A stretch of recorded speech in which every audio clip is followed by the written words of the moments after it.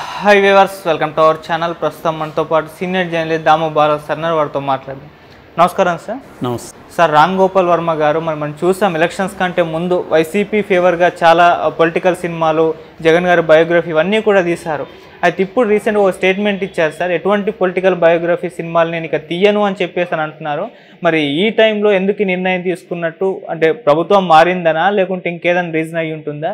మరి అంతకుముందు ఆయన తీసిన సినిమాలకు లోకేష్ గారు ఈయన పైన పగబట్టారు, ఖచ్చితంగా రివెంజ్ తీసుకుంటారని చెప్పేసి చాలా వార్తలు వచ్చాయి. మరి ఇప్పుడు వదిలేస్తారా? రివెంజ్ ఖచ్చితంగా తీసుకుంటారు. మీ ఒపీనియన్ ఏంటి సార్ వీటిపైన? చంద్రబాబు మీద లక్ష్మీస్ ఎన్టీఆర్ తీసేటప్పుడు నేను ఒకసారి ఎక్కడో అనుకోకుండా కలిస్తే అడిగాను, ఎందుకు సార్ ఇలా చేస్తున్నారు? అప్పుడు వాళ్ళ గవర్నమెంట్ కూడా ఉన్నింది, వాళ్ళు ఏమన్నా చేస్తే ఎలా ఉంటాయా, వాళ్ళు ఏం చేస్తారు, ఇక్కడ డెమోక్రసీ ఉంది, మీడియా ఉంది, ఇవన్నీ మాట్లాడాడు ఆయన. అవును.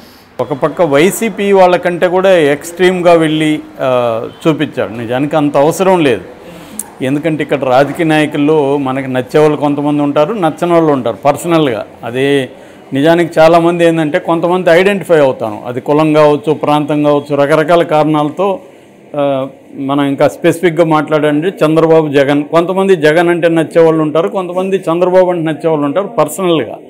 కానీ ఓవరాల్గా తీసుకున్నప్పుడు నా అభిప్రాయం ఏంటంటే ఎవరికి పెద్ద ఎసెన్స్లో ఏమి తేడా లేదు. ఓకే.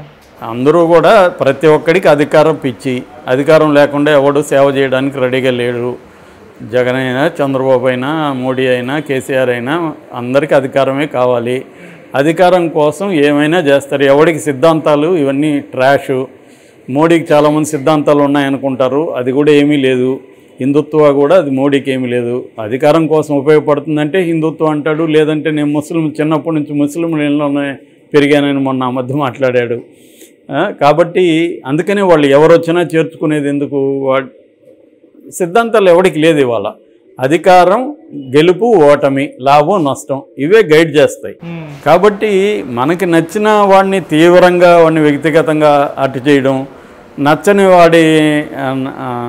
వాడిని అట్టు చేయడం, నచ్చిన వాడిని వాడేం చేసినా కూడా ప్రతిదాన్ని పొగడ్డం, మనకు నచ్చిన వాడి మీద ఎవరైనా క్రిటికల్గా మాట్లాడితే వాడి మీద దూకడం, ఈ కల్చర్ జనాల్లో కూడా బాగా పెరిగిపోయింది.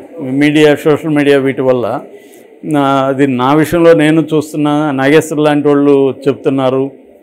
అంటే వాళ్ళు ఇప్పుడు చంద్రబాబు ఒక సమూహానికి నచ్చింది, చంద్రబాబు ఇంక ప్రతి పని కరెక్టే చేస్తాడా అని వాళ్ళు నమ్ముతారు.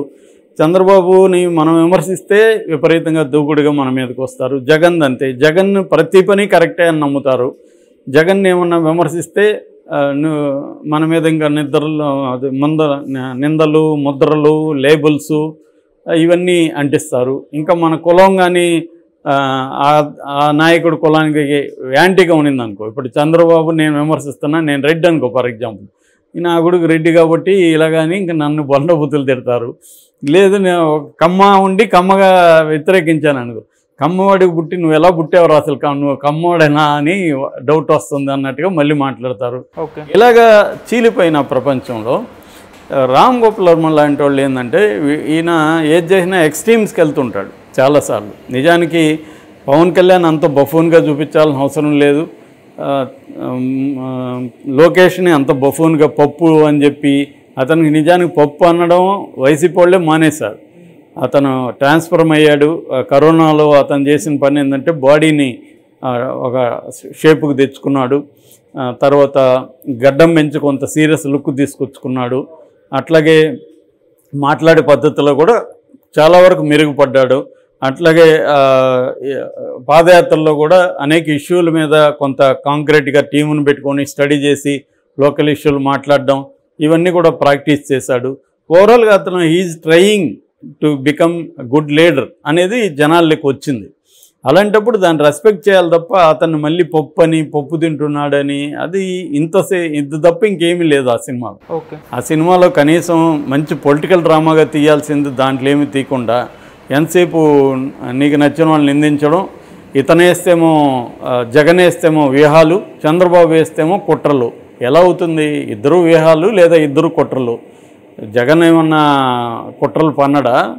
చంద్రబాబు కుట్రలే మాత్రమే పన్నుతాడా? లేదా వైస్ వెర్సా? అందరూ వ్యూహాలు అనుకుంటే అందరూ వ్యూహాలు వేస్తారు. ఇక్కడ కుట్ర అంటే అర్థమేమి? అది కూడా వ్యూహమే. నిన్ను ఓడించాలా, ఏ పద్ధతిలో ఓడించాలనేది ఆలోచిస్తాడు. ఇక్కడ ఎవడికి సోకాల్డ్ రాజా నీతో లేకపోతే ఇంకొక నీతిలో ఏమీ లేవు, మోరల్స్ ఎవడికి లేవు. ఏ పద్ధతులైనా ఓడించాలి. గోల్ అనేది ఇంపార్టెంట్. ఆ గోల్ని చేరడానికి మార్గం ఎండ్ అండ్ మీన్స్ అంటారు. గాంధీ ఏంటంటే గోలు మంచిగా ఉండాలా, మీన్స్ కూడా మంచిగా ఉండాలని నమ్మేవాడు. కమ్యూనిస్టులు లాంటి వాళ్ళు ఏంటంటే గోల్ మంచిగా ఉండాలి కానీ మీన్స్ ఎట్టున్నా పర్లేదు అనేవాళ్ళు కమ్యూనిస్టులు. ఇవాళ సమాజంలో అందరూ కూడా గోల్ ఎట్టున్నా పర్లేదు, మీన్స్ ఎట్టున్నా పర్లేదు, మనకి రీచ్ కావడం ముఖ్యమని ప్రజలు నమ్ముతున్నాం, అందరూ నమ్ముతున్నారు. అలాగే రాజకీయ నాయకులు అందుకు భిన్నంగా లేరు. అలాంటప్పుడు ఈయన సినిమాలన్నింటిలో కూడా ఈ ప్రాబ్లం ఉంది. నేను ఆల్రెడీ రివ్యూ చేసేటప్పుడు కూడా చెప్పాను. ఇది ఎక్స్ట్రీమ్కి వెళ్ళాడు. దాంతో లోకేష్ పర్సనల్గా తీసుకున్నాడు. ఖచ్చితంగా తీసుకుంటారు ఎవరైనా. తీసుకొని కేసులు పెట్టాడు, దాన్ని ఆపించడానికి ట్రై చేశాడు, కొంత సక్సెస్ అయ్యాడు. ఆ తర్వాత రామ్ గోపాల్ వర్మ సడన్గా సైలెంట్ అయిపోయాడు. కొంతకాలంగా మనం గమనిస్తే ఎక్కడా కూడా ఆయన ట్వీట్లు చేయడం కానీ ఏం మానేశాడు. దాంతో రకరకాల పుకార్లు వచ్చాయి. నాకు కూడా చెప్పారు, అది నిజమా కాదో తెలియదు కానీ లోకేష్ని తను కాంటాక్ట్ చేస్తున్నాడని, ఒక్కసారి అపాయింట్మెంట్ అడుగుతున్నాడని అనేది పుకార్లు వచ్చాయి. అది నిజమా కాదో తెలియదు, నాకు కొంతమంది చెప్పారు.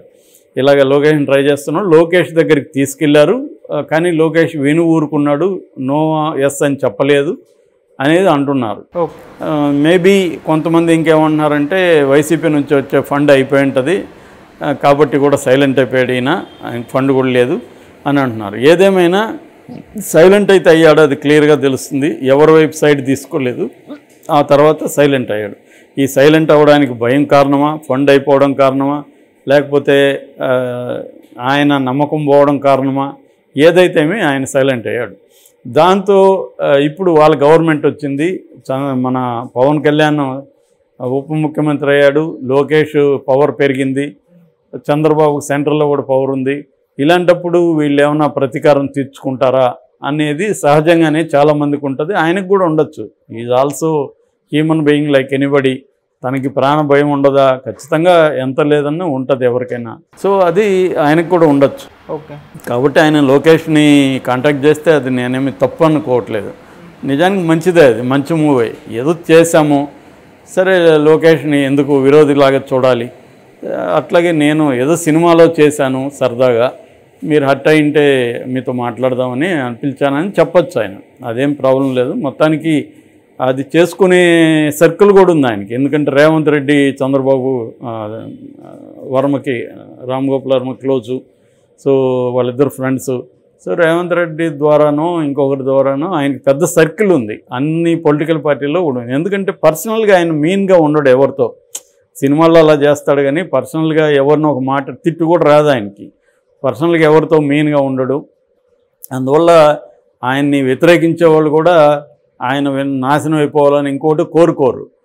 ఇదే ఆయన్ని చాలామంది వ్యతిరేకించే వాళ్ళు ఉంటారు స్ట్రాంగ్గా, ప్రేమించే వాళ్ళు కూడా స్ట్రాంగ్గా ఉంటారు.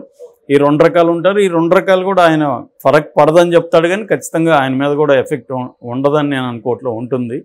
So is also human being. ఆయన నేను కాదనుకున్న ఎంత చెప్పినా కూడా నేను కూడా చూసా కాబట్టి షూటింగ్ టైంలో ఆయన మీద కూడా రాగద్వేషాలు, కోపము, ఆనందం అన్నీ ఉంటాయి మనిషిలో.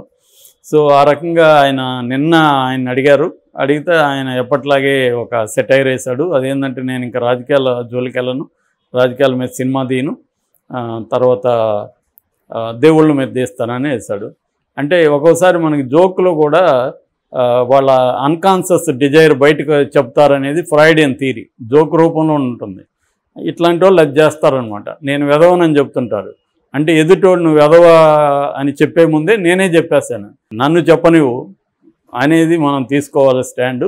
వాళ్ళు ఏంటంటే నేను ఎదవనంటే అయ్యే భలేవాళ్ళు సార్, మీరెందుకు ఎదవవుతారు సార్ అని చెప్తారని వాళ్ళు ఊహిస్తారు అంటాడనమాట. అటువంటి జోక్లో కూడా ఇది ఉంది. ఖచ్చితంగా ఆయన ఏదేమైనా కాంప్రమైజ్ అవ్వాలనుకుని అయితే అనుకున్నాడు. అది కారణం ఏదైనా పక్కన పెడితే. సో దానివల్ల ఆయన గ్యాప్ ఇవ్వచ్చు. రేపొద్దున జగన్ మీద రెడ్డి గారు పోయారని సినిమా టైటిల్ పెట్టి తీయడని అనుకోవాల్సిన అవసరం లేదు. అది తీసినా కూడా తీస్తాడు ఆయన. కాబట్టి ఆయన ఏం చేస్తాడని మనకు తెలియదు. ప్రస్తుతం అయితే మాత్రం పొలిటికల్ సినిమాలు ఇమీడియట్గా అయితే తీయకపోవచ్చు. రేపొద్దున లోకేష్ సరే నేను హర్ట్ అయ్యాను, నువ్వు సారీ చెప్పావు, ఇది కుదరదు, జగన్ మీద కూడా నాకు ఒక యాంటీ సినిమా తీయన్నాడు అనుకో, ఫండ్ ఇస్తే తీయచ్చు. రెడ్డి గారు పోయారు అని టైటిల్ పెట్టి తీయచ్చు. Okay, thank you so much sir.